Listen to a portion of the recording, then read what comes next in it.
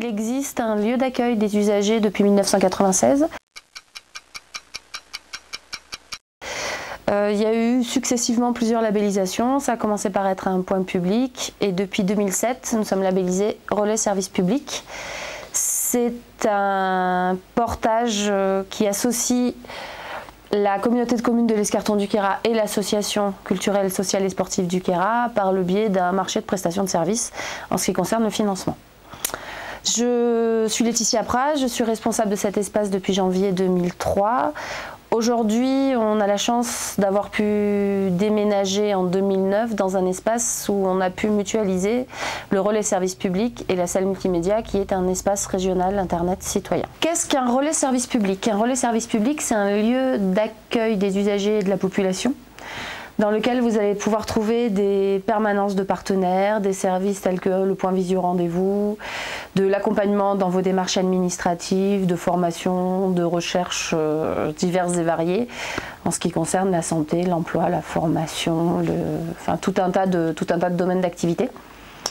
Ça se traduit par un pôle de documentation actualisé régulièrement par nos soins ou par nos partenaires qui nous envoient régulièrement des informations. Quand on parle de documentation, on va parler aussi de documentation plus généraliste avec des plaquettes sur la santé, la nourriture, mais aussi bien sur la retraite, les activités qui se passent sur le territoire à l'année, la culture. Voilà. Notre objectif, c'est de pouvoir passer un maximum d'informations dans un lieu mutualisé où tout un chacun peut venir trouver le maximum d'infos dont il a besoin.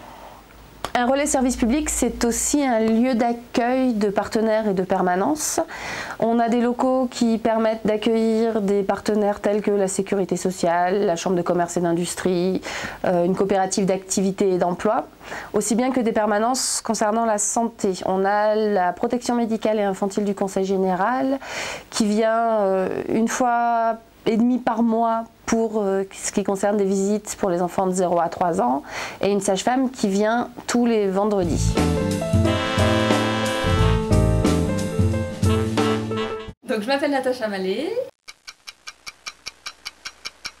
J'interviens tous les jeudis à Aiguille en tant qu'orthophoniste, donc de 9 h à 18 h. Et du coup ça fait 4 ans que la commission handicap m'avait proposé de venir occuper les locaux. Ça permettait aux gens de ne pas descendre sur Guillestre, voilà, donc tous les gens qui ont besoin d'orthophonie ici viennent dans ce lieu en fait. Il y a 11 patients qui viennent me voir toute la journée, j'en vois 2 à domicile et les autres viennent me voir. C'est des adultes, des enfants.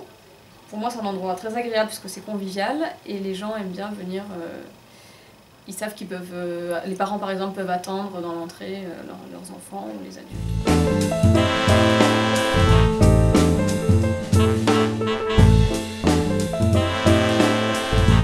On a aussi dans nos locaux 2 salles de réunion qu'on met à disposition des associations, des usagers, des collectivités qui ont besoin d'avoir des locaux équipés en matériel soit de visioconférence, soit typique de réunion, tableau blanc, paperboard. Voilà. L'objectif c'est de mettre un maximum d'outils à disposition des habitants et acteurs du territoire. Et gratuitement.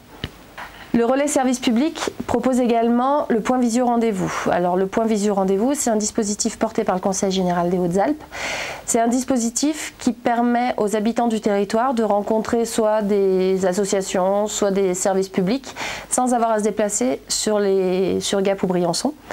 La prise de rendez-vous s'effectue chez nous ou directement par l'usager et l'intérêt c'est de pouvoir pallier soit une problématique de mobilité et rendre un service en local et qui augmente du coup l'offre que nous on peut proposer au quotidien.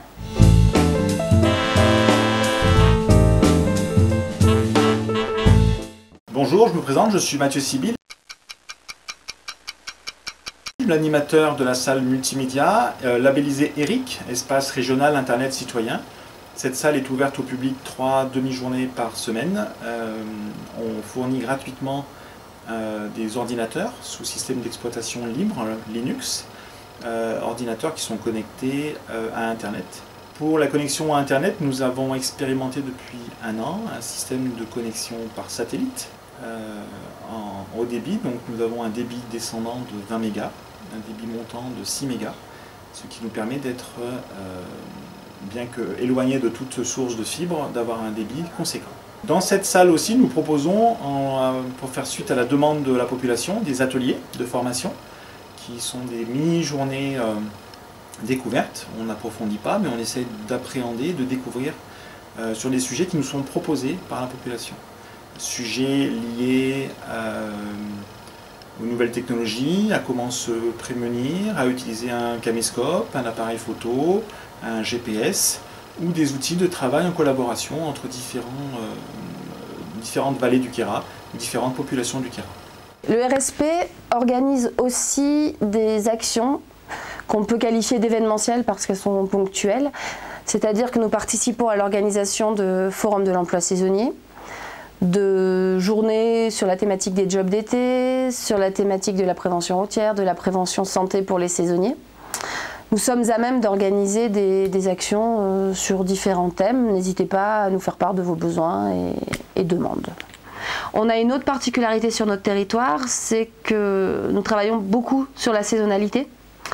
Et un de nos axes privilégiés, c'est d'essayer de mettre en place des actions spécifiques pour les travailleurs saisonniers, que ce soit sur l'emploi, la formation, la santé, le logement. Voilà, une de nos volontés, c'est d'arriver à améliorer la vie des saisonniers au quotidien sur notre territoire.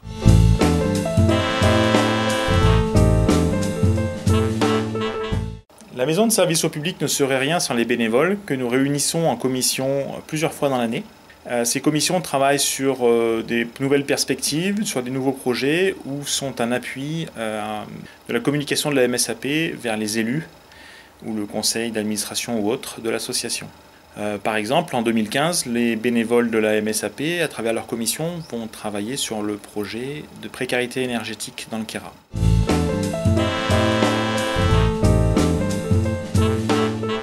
J'ai découvert le relais de service public depuis une dizaine d'années et j'y reviens régulièrement pour des permanences telles que la CAF, l'assurance maladie, les actualisations aussi de Pôle emploi. Et puis on peut solliciter d'autres rendez-vous justement. Et c'est vrai que c'est un service qui permet de vivre au quotidien plus facilement, vu que c'est un territoire enclavé, et c'est très confortable. L'équipe est formidable et le goûter est très bon.